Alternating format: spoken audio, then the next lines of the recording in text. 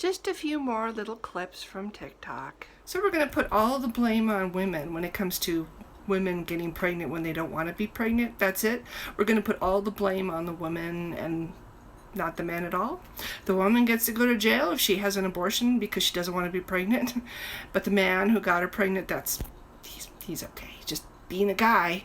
That's what religion says. We're not the man is not the issue here. Is the woman. She should know better. She should have said no. What about the guy that, gets her drunk and then says he's got a condom on, but he doesn't really have a condom on? What about the guy who gets her drunk and she doesn't really want to have sex, but she's so drunk she doesn't know what's happening to her? What about the guy who slips the girl a Mickey and does his thing with her in the backseat of his car? What about the guy who corners young girls in, when they're getting out of class in junior high and pressures them into doing things in the woods? What about the guys that, make women and conquesting women their thing?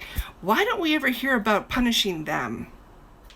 Ever notice how patriarchal religions, like Christianity, and that one that we're not supposed to say the name of, but you find it predominantly in the Middle East, ever notice how obsessed they are about women's bodies and how they're so interested in, controlling and influence women and how women should be as far as their own bodies? Yeah, birth control and abortion. These things represent freedom for women and control for women, control of their own destiny, control of their own body. Patriarchal religion doesn't like that. Back in the day when they came up with a way to give women pain relief during childbirth, guess what stood in the way of that and opposed that? Patriarchal religion, because the holy books say that a woman should suffer during childbirth, and heaven forbid that science might come along and change that for women. So according to some Christians, I don't want to say all Christians because there are currently over 2,000 modern day interpretations of this supposed one truth. But anyway, according to some Christians, homosexuality is a sin, and some Christians will even say that, because it says so in Leviticus, gay people should be put to death because it says so in Leviticus. And what is Leviticus? It's in the Old Testament, which is weird because Christianity, or Christians I should say, most of them think the Old Testament is irrelevant except for Genesis because that's where the original sin thing is, and you got to have that. Otherwise, why would you need Jesus? But anyway, back to Leviticus. It's very important. That's a very important book, apparently, and that's why, some Christians say gays should be put to death. But, Leviticus also says that men who sleep with their wives while they're having their period should also be put to death. So why don't we have churches picketing that? Okay, I lied. I had one more. It kind of was inspired while I was making my breakfast.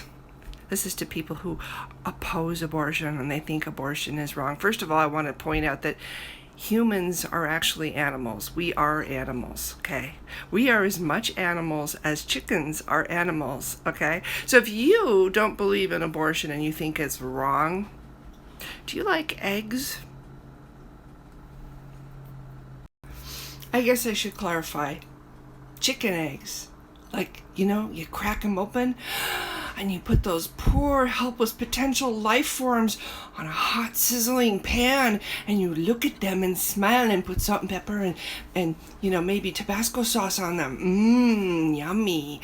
Little abortion for breakfast. I had one more thing I wanted to say. This is hopefully the end of my religious videos for at least a couple days. I don't know. I've just been feeling very inspired by things I've seen on TikTok. But no, I wanted to also point out to Christians who think that the Old Testament, has prophecies that point to Jesus's coming and basically prove that Jesus is the Son of God. Oh, you just have to look at the Old Testament. It's all there. It proves everything. That's right. It was prophesied, and the prophecy came true, etc., etc., etc. And then Christians will say in the next breath, "Well, we don't really pay attention to the Old Testament. It's not really relevant." Implying that they don't actually read it very much. What's funny? The Jews actually do read the Old Testament. They read it very much. That's what they focus on, as well as the Torah. And so they know it really well, and they don't think your Jesus is the Messiah. To all you Christians out there who hate the Jews, God's chosen people, I'm sorry, I think you're kind of walking on eggshells with the big guy upstairs, but whatever. For all you Jew-hating Christians, do you teach your children the stories from the Old Testament, about the heroes like Jacob and Abraham? When I was a kid, my mom gave me a collection of hardcover books that had all these pictures and really cool stories of these characters, and I loved the books. And when I became a Sunday school teacher, I ended up donating the books to the church.